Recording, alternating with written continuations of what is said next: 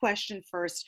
Like the format last time, ladies, we're going to have Kate speak a little bit about, we're going to do some questions and answers, then open it up and we'll unmute you and you can ask your question. And I see there's already some things going on in the chat, which Danica and Lisa are going to moderate.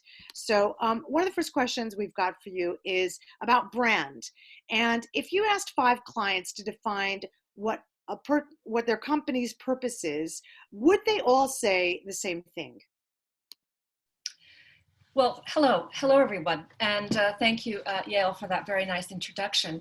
One of the things that I like to do with my clients is to clarify, what their brand is, what their purpose is, what their mission statement is, and it's amazing to me how the founders that I work with are very clever people, but sometimes they are not very good at articulating what it is they're doing, what their personal life purpose is and what their company's mission is and the problems that they're trying to solve for their customers.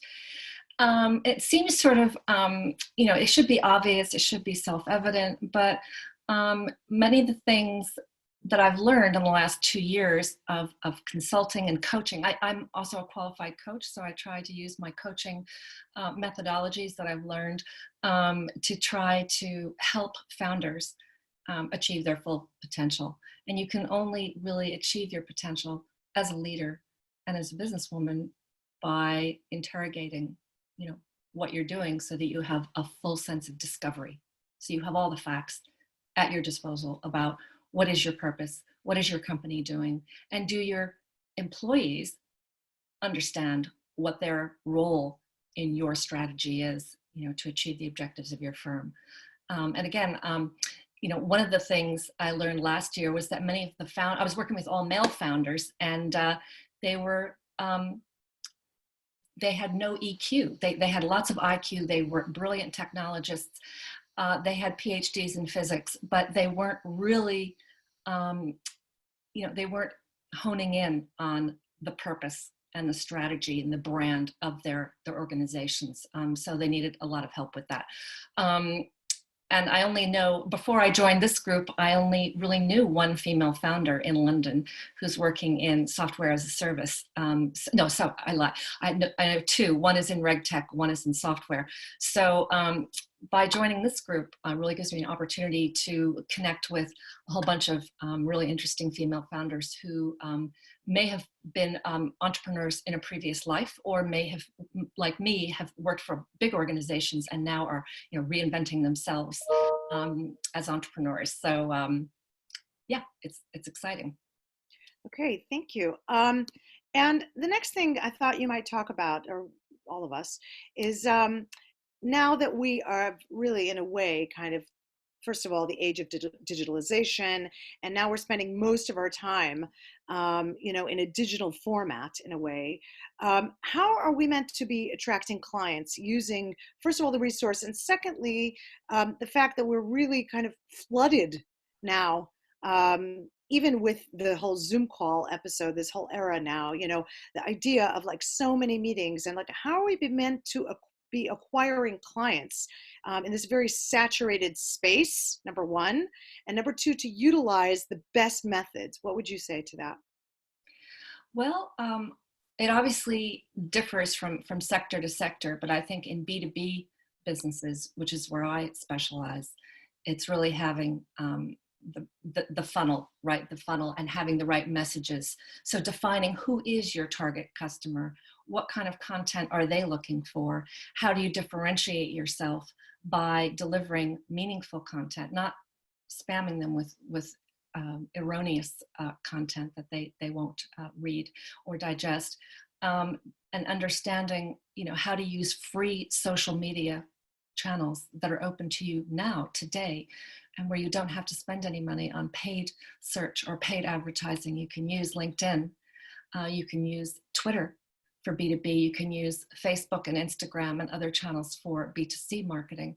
And, I'm happy to talk to anyone in this group later on, we could do a call where we discuss, how are you using social media to define your brand, to define yourself as an individual and your company? How are you selling online? Have you performed an audit of your digital footprint? How many websites do you own? And there are easy, free ways of expanding your online presence. And then if you want to spend a little money, you can do that too, but you can do it in a very cost-effective manner. Right. And now especially, in this time where I don't think so much we're getting spammed. I think there's just this kind of tsunami of digital messages going out. And I actually just saw something interesting today um, from Hillel Fuld, who is in Israel. He's like a tech entrepreneur. He's like not an entrepreneur. He comments a lot and he advises tech companies. And one of the things he was talking about was misusing the hashtag COVID-19 or coronavirus in digital marketing strategy. And I thought, I didn't read the whole article yet. I just saw the headlines and I just thought that's a very good point because we're getting lost. And certainly companies like ours at early stage, we kind of could easily get lost in the flood of digital strategy right now. So I think it's really important for us to understand how we connect with potential clients and existing clients and retain our existing clients in this time. There's somebody in my consulting business, there's somebody who asked me to help her market a fashion line. And I told her the only way to do this right now is literally to both write personal emails to your existing clients and asking them how they are, putting personal messages in as opposed to blank, kind of campaigns, and then maybe even following it up with a phone call if she can manage that. So maybe you can just address that right now, this time where it's just too much noise going on, and how do we stand out? Yeah, I mean, there is a lot of noise, and I think one of the ways we can stand out is delivering value. Delivering value to your customers and looking at a customer relationship as a long-term, enduring connection is important. It's not, it's not a transaction. I'm not selling you something and then I'm going to forget about you and walk away and sell the same thing. It's getting away from a commoditized service offering and getting, as you say, very personal and trying to personalize what you are offering to each customer, or at least taking, if you have lots of customers, at least tiering your offering so that you're delivering the appropriate level of product or service to each tier of client. Right. So when, some of our founders are product based, and that would make a lot of sense, right? And, certainly if they've got, let's say, a roster of 500, 1,000, whatever, you can try and personalize as much as possible. But some of our founders are even at Series A or, sort of still seed stage of fintechs. And so the dynamic between the proprietor and the clients is very, very different. And what do you suggest for that? Well, again, necessity is the mother of invention. So it may be that some fintechs have to enter into a consortium arrangement with other fintechs or with suppliers, with tech companies, software providers, and do things, that they wouldn't have considered in a normal a normal market cycle. Yeah, I'd agree with that. And I think it's really the long-term view right now. We're all looking at the long stretch ahead. So kind of loops on to the next question, which is again about social media presence, but really about using these channels for B2B marketing or B2C, maybe you can just address very quickly like the difference and the advantages of like the LinkedIn and the Twitter and Facebook and Instagram. Those big four, I would say, are the main channels people use. And usually LinkedIn and Twitter are B2B, and Facebook and Instagram are more B2C. So if you can kind of differentiate that for us and give us the advantages and disadvantages, that would be really helpful. Yes. Well, as you know, all of these social media sites have their own algorithms. So, if you Google something, you will see a whole range of companies that appear on page 1 of Google search. So when people are looking for you and your company on LinkedIn, for example, you need to figure out how to elevate your brand in the LinkedIn algorithm. So you can do that by many ways, and you can do it by making sure you have keywords in your own profile, by using hashtags, by joining the right groups, by linking in with people who are potential clients, by publishing your own unique content on LinkedIn, and by liking and reposting other people's content.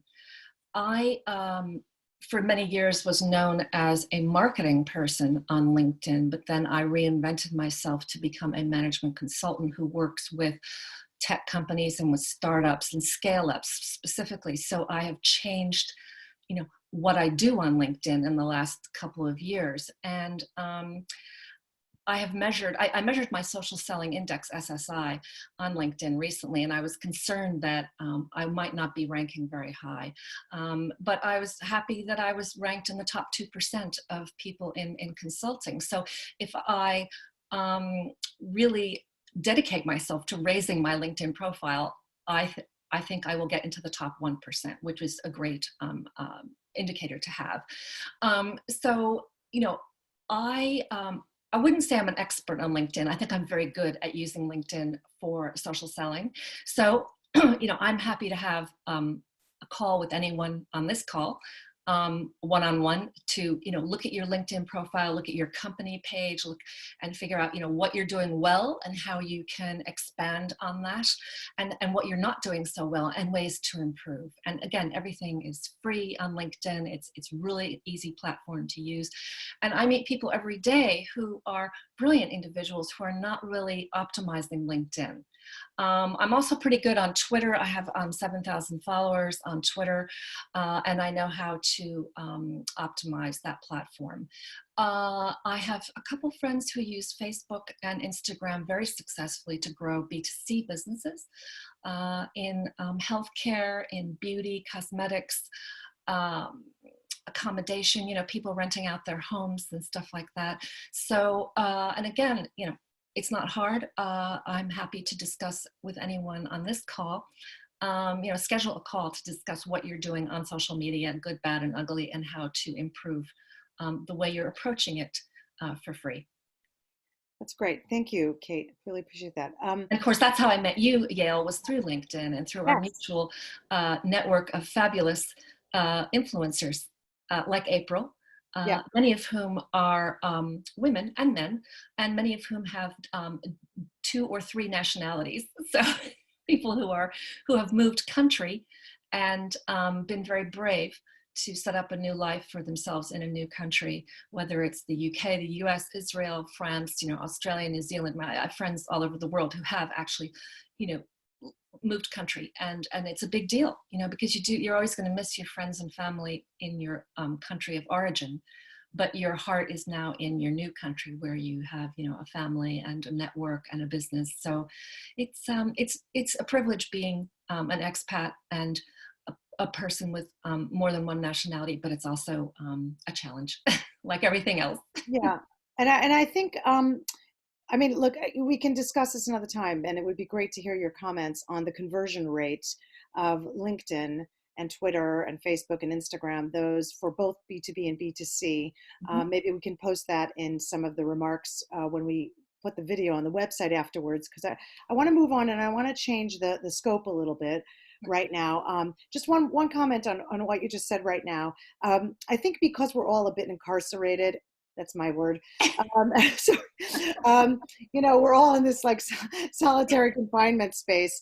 We're using these types of mechanisms now, and there are things to be careful of, cybersecurity risks, as we just saw ourselves. Breach of data. Apparently, Zoom is in the news this morning as well. All these issues. So, anyway, I just want to move on from that, but my point is that the networking that we can do through these things is extraordinary, even better maybe than when we had to meet in person for coffee. So we should see the positive side of it. Okay, I want to switch tack a little bit now and focus. It's 13 It's hours. 13 hours and focus more on um, the women who are in our network here, early stage and seed founders, a few of them Series A. To my knowledge from the data, not too many Series B yet, but mostly we're all kind of starting out and really finding our feet. So this is a really vulnerable and fragile time because we're either going to make it or it's going to be a struggle. Nobody's going to fail. Everybody's going to make it. And we've all built our leadership teams in a way, whether they're advisors or our boards. And how should we be interacting right now with them? What could we improve? What are the things that we need to do now at this particular time, at this crisis moment, and maybe, for the next, let's say, 6 months, which is what they're projecting? Yeah, those are really important questions. One of the things that I have observed is that founders, and particularly female founders, think they have to do everything themselves, and they are loath to ask for help. And we have to stop that. As women, we have to be able to step away and say, right, I cannot do everything myself. I will not do everything myself. And to be a good leader, I don't even have to be the CEO of my company that I started. I can be the COO or the CTO or whatever, and then hire someone else to be the CEO if that is my choice. And it is imperative to ask for help now in this environment and forever for the rest of our lives. Ask for board members, ask for mentors, coaches, former bosses. I'm in touch with many of my former managers, for example, and they give me advice. I am also in touch with a lot of technologists that I've met through my membership of Tech London Advocates. So, I am a firstborn child. I think you and I discussed this, Yale. And as a child, my mother was working. So I sort of supervised my siblings. And so I became an adult at the age of 10 because my parents were divorced. And so that has been a legacy. So the good news is that I'm good at leading teams, but the bad news is that I have trouble delegating and letting go, and also only children have a problem with letting go, and the middle and young children have other issues. But it's really important to admit that you don't have all the answers, and that you need to ask for help. Not is it only okay to ask for help; it's actually imperative to ask for help. And one of the things that you can do with your leadership team or your board, if you have a board, is to really go through a set of questions. What is our purpose? How do we commission new work? How do we make decisions? How do we deal with conflict? How do we learn together as a group? How do we allow dissenting voices to be heard and avoid groupthink, which is a very damaging phenomenon in big companies, of course. So I think there are a whole bunch of questions that you can ask your leaders, the leadership team around you, whether it's people who work with you on a daily basis, or advisors or mentors or investors. For example, you may have some angel investors that you can ask for advice. But those are ongoing discussions, and even if things return to normal, we will still be in a position of rapid growth and rapid expansion and change, and so we will always need to take a step back and say, I don't have all the answers. I need to ask for advice and help. Right, that's really helpful. Okay, thank you. And finally, before we turn to questions from everybody, many of us are in the fundraising stage right now, and I feel like the rest of our lives will just be in fundraising, personal and professional. I should start a fundraising campaign in my house. Anyway, so and I think taking the comments that I mentioned earlier about the issues now that we face, and certainly this kind of global disruption and the dynamic anyway that's been changing. And I'm just being historic now for the sake of academic content. But like, if you take it back to the GFC 0809 and how we had to recover financially from that, and then how the world kind of like sort of has been starting to get a bit smaller and more parochial and localized and maybe even regional in that context in terms of globalization, whether, we've got disruption with automation or disruption with climate change and disruption now with cybersecurity, as we've just witnessed. But we now are still going to be needing to fundraise in this climate.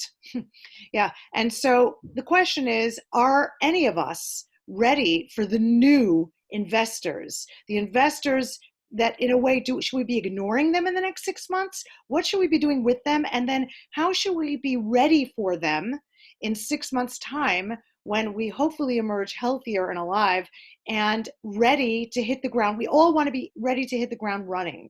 So what should we be doing now to prepare for the investors of the future, which, are going to be the new era? Well, one of the things that investors are looking for are well-managed companies. I am an angel investor and I belong to 4 platforms, which are groups of angel investors who have meetings, and now of course we have online meetings. We have platforms of deal flow where we look at lots of startups and we reject most of them. And we select the really good ones for funding, and then we raise money for them. And so I think I have a good sense of what investors are looking for and what they will reject out of hand.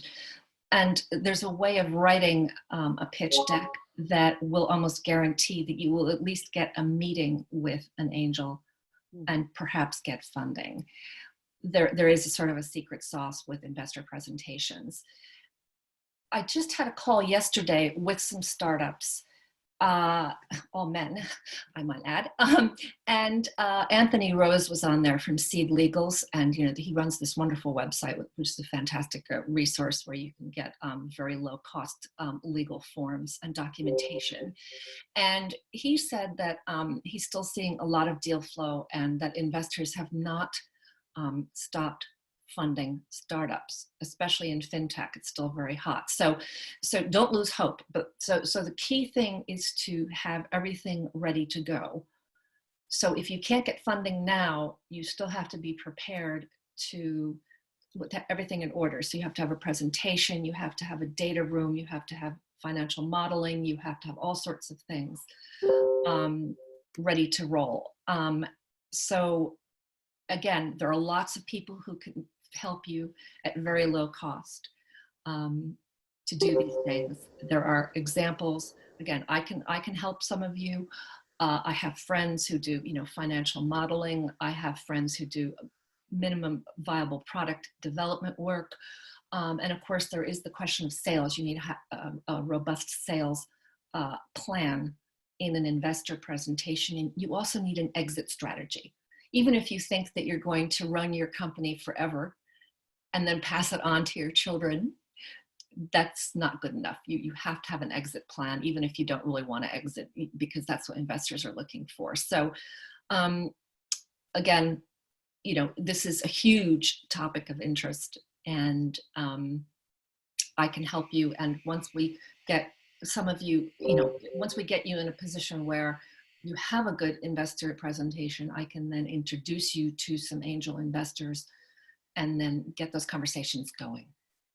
Right, that would be amazing. I mean, Kate, you offered that to me to help me, and if you're able to, especially at this time, everybody's having a really, really difficult time now, whether it's paying their staff. I know some startups that are having to lay people off, and it's just terrifying. I mean, everything is unknown. And so, we're all in a bit of this position. So like, any support that we can get is really, really great. And I can't thank you enough on behalf of everybody here and not here, and the people who will hear this as well, for giving a lending hand right now, for giving us some advice, for helping us personally and collectively. And I'm sure we're all going to emerge out of this, God willing, alive and much, much better for it. So I want to thank you now for those formal questions and answers.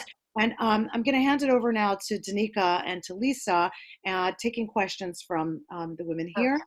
And but just to say also that if you want to, if anybody here has questions for Kate afterwards, then we're happy to forward them and put you in touch with Kate directly, if that's okay with you, Kate. Sure. And of course, the first thing I want everyone on this call to do is to link in with me. Exactly. And also, I also wanted to say that if you're able to present some of the resources that you might have that will help our network, then we're happy to post them. They're for members only, so it's like locked content. But Yeah. it would be great if we could do that on the website so that all of our founders can benefit from that. Okay, I'm going to mute myself, which is a really rare thing to do, and hand it over to Danica and Lisa. Thanks, everybody. Amazing. Thank you, Yael. You're an inspiration to all of us. I'm going to kick off with the first question and touch on that. But Sab, if you want to comment right after me and elaborate on your question a little bit. So the first question is on visibility, right? So right now, the online space is really crowded. Everyone is super engaged in a couple of core platforms, and everyone is trying to, differentiate themselves on these platforms. So the question is, what is the best channel to get noticed with a new website with online market saturation? And the question from Sab is focused on B2C, hospitality, and so what timing and digital marketing strategy would you recommend? And I think a broader introduction to this question could be, how do you really differentiate yourself as a B2C company with the channels that Kate, during this time? Great. Well, I would say that in B2C, it is a crowded marketplace. So it would be good if you could do research, which you may already have done, of your ecosystem in which you're operating, and look at your, potential competitors. What are their strengths and weaknesses? Are you a niche player? What do you offer? I mean, a friend of mine owns a home that he was renting out, and we did a whole brainstorming session, and we determined that his main differentiator was that he was dog friendly. With all the Airbnb properties in this area were saying no pets, but he was saying, not only are you allowed to bring your pet to my home, but I welcome it because I'm a dog lover myself. And this opened up a whole opportunity for him to promote his property to dog owners. So it's really discovering what is unique about your offering and finding people with whom that message will resonate. So again, I'm happy to talk to you offline. I happen to know a lot about the travel sector because at American Express, I worked with travel, restaurant, and retail partners to do marketing for many years. That'll be great, Kate. Thank you for sharing that. I come from corporate business to business all my life in the large, I had 3,000 employees, and now I'm launching my business. So for me, it's like very different world. So I really appreciate, especially Hive team here, because without this, I don't know, I probably would be getting a job back to corporate. It is scary. And I was recruited a few months ago by a big listed company, and I did interview for it because I thought, well, this would be really cool and it would be secure. But then I ended up saying, no, I really want to do my own thing. So yeah. Okay, but thank you for the research. And I think, yes, differentiating, yes, when you find that. What I had challenges nowadays when you come to, I'm not planning to do my digital strategy myself. I'm planning to hire a company that's specialized. After that research, and when you hire one of them, or you're about to hire some of them, the digital markets experts, it all comes back to the ads. And it's very difficult for someone that is not into that area to be able to know, am I putting the money into what I really should be investing? And is this the right digital marketing agents? Because also they are in a saturated market. You can find thousands and thousands.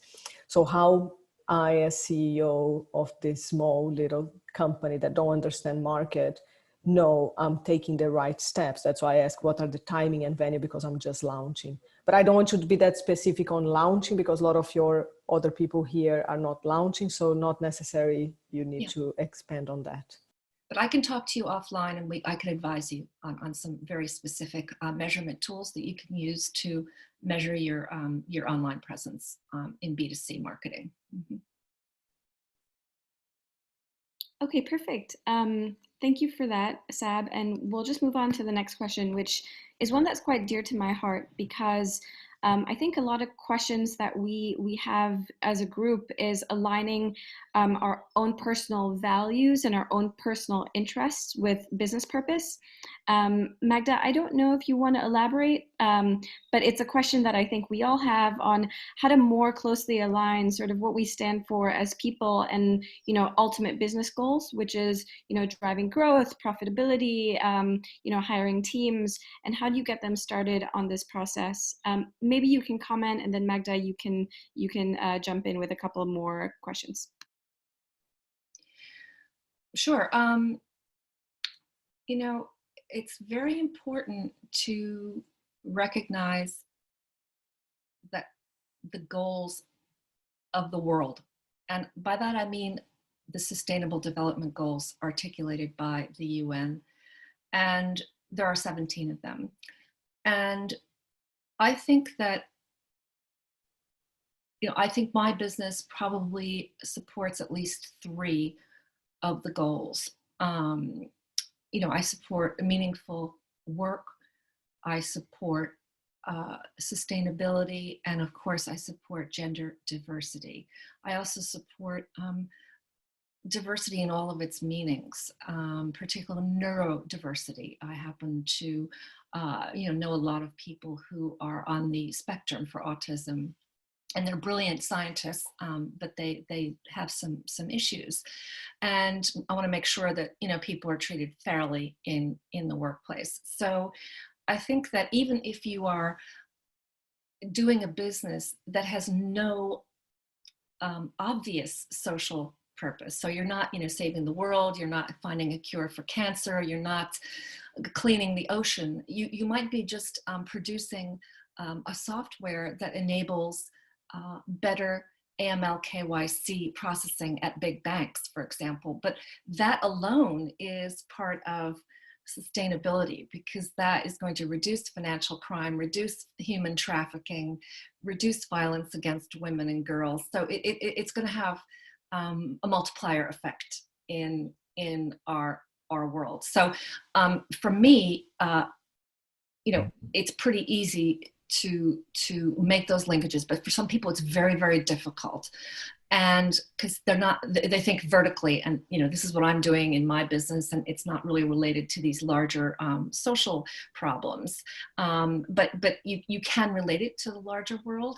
And also, you know, my goal is to eventually have a nonprofit foundation that promotes, you know, academic research or journalism or transparency or something. So if I have enough money from my business, I would like to, you know, leave a legacy by having a foundation that supports transparency and privacy, and supports whistleblowers. I know a few individuals who have blown the whistle in various professions, and you know, they've been ostracized for that, and I think it's a shame, because they're really outstanding individuals. So so I have a whole, you know, thing that I'd like to do eventually, but I'm not going to do it now. So that's why I spend a lot of time, you know, supporting, you know, meaningful work, diversity, transparency, good governance, you know, boards. You know, I'm a big advocate of boards, because if you have the right boards making good decisions, you won't have these catastrophes like RBS and, you know, companies basically failing because of the failure of the board. Magda, do you have anything to add? Thank you, Kate. Thank you very much for this insights. I'll just would like to elaborate on one thing that you said that I found really interesting is you said it's difficult for some individual to articulate their own life purpose and even their company's mission and statement with larger, more encompassing vision from a human standpoint. And that's something that I find sometimes myself in my practice as a consultant difficult. And with one specific client at the moment, I'm working around tool to get him started on basically breaking this barrier and this mental process of there is my personal life, there is my business life, and there is the rest of the world. And I can be a very involved individual. I don't make, as you were putting it, this articulation with the way I conduct my business. And I was wondering how we can break this mental barrier that some of our leaders and some managers might have. Well, great question. Yeah, I mean, for me, it's all about authenticity and being your authentic self, both in work and in your life. And you know, it's a lifelong goal. It's not a project. And I think, you know, that's why I try to apply a coaching methodology when working with clients. So I'm not telling them what to do. I'm helping them figure out what they need to do themselves. And there are some really good books on, you know, becoming whole brain thinking, which I'm happy to. I should probably have like a reading list of cool books instead of just keeping ideas in my head. But yeah, I mean, I really should have a bibliography of books and articles about achieving, you know, whole brain thinking and breaking down barriers in your own mind about what you're doing, and you know, in business or in life or what have you, particularly for people who are you know, very much technology focused. They find it very difficult to talk about their feelings, their fears, their you know, their inner self. But you know, I'm a big believer of, you know, the Gestalt, letting it all come together. I'm actually thinking of taking a course in Gestalt therapy, you know, 'cause instead of saying Gestalt whenever I can, maybe I can actually, you know, take a formal course. So I guess if I were a therapist, I would be, you know, a Jungian therapist. Cause Kate, I think you just like the word gestalt. yeah, I really do. Thank you so much. It's very helpful. Thank you, Kate. Thank you, Magdalena. Love your question. Amazing. And I think we have one trailing question that wasn't addressed in the way that the question was asked. And this came through our form that we sent through before the meeting. Like, it's a very simple question, but I think having your advice on what advice you would give around launching a new business right now. I think it's a bit of a loaded question, but I guess you could focus on, you know, just strategy, marketing, the core 3 or 4 things that you would say, these are the things that you absolutely must think about when launching a business right now would be helpful. Yes, and you know, again, I'm happy to have offline conversations, but really understanding, you know, what is the problem you're trying to solve. So, you know, really getting into the mind of your potential customer and ascertain, you know, what is keeping them up at night? What are they worried about? Or what is the product or service that they absolutely cannot find elsewhere? And then doing some very quick, free, easy market research to validate that your intuitive understanding of your customer's mindset is correct. Because you may think that your customer needs, you know, a new bra or whatever, but they may not. So, and again, I can share some websites where you can get lots of data for free to help validate your proposition. And oftentimes you can do research with people you know to say, you know, if I develop a new widget, would you buy it? Or would you recommend my widget to, you know, friends and family, etc.? So, you know, keep in mind that many of the companies that we know today, like Airbnb and Uber, etc., were founded during a financial downturn. And when they were founded, they were told that they would fail. And when they went to get funding initially, they were rejected. So there is some logic to starting a business in a downturn. Now, this, of course, is unlike anything we've ever experienced. But I do think that if you have a really good business concept, you should write a plan and try to have as much, you know, factual, statistical, you know, backup in that plan to validate your concept, and then, you know, try to get feedback on it. So I'm not going to say don't launch a business because it's a difficult time, but do your homework and do your own due diligence first, before articulating what your concept is and why you think it will succeed in the market. So yeah, I mean, there's never a bad time to come up with an innovative idea. That's brilliant. That's brilliant. Thank you so much for answering these questions. And I think what I really valued about your answers are that they're so pragmatic, so simple, yet not always intuitive to all of us. And that's why this is incredibly valuable. I'm going to pass to Lisa to wrap this up with a couple of words, and hopefully you guys have a wonderful rest of your day. But on to you, Lisa. Thanks, Danica, and also thank you, Kate and Yael. Also, just quick apology about earlier. We're looking into actually creating a more password protected Zoom call for our next virtual event.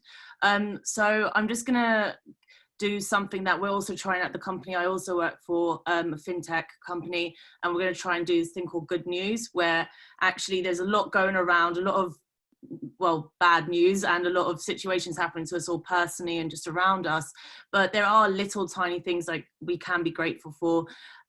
So first, I'm just going to say there are little things we can appreciate in our lives. You know, maybe we're not commuting, maybe we can be with our family, maybe we can speak to family more, maybe we're more connected, because we're lucky enough to live in an age where technology is, you know, is strong. We can speak to anyone around the world. So, you know, CO2 emissions are apparently slowly going down, little things like this. But, you know, everything's temporary, change is always happening. So it's understandable if you feel, you know, sad, angry, upset about everything that's going on. We're human, and, you know, these are unprecedented times. So, you know, feel your feelings, and don't, you know, feel like you have to be positive all the time. I know I started it as good news, but I can't help but tell the truth. This is exactly how I feel. And, you know, we're allowed to feel our feelings. We're allowed to feel however we feel. But, you know, there are tiny things that are going on that we can look at in a different light, and look at in a way that we can think, well, this is nice that this actually happened, and this situation is the reason it happened. So, yeah, that's it for me. Yeah, thank you very much. And we'll send you guys the link to the next Zoom event very shortly. That will be in 2 weeks.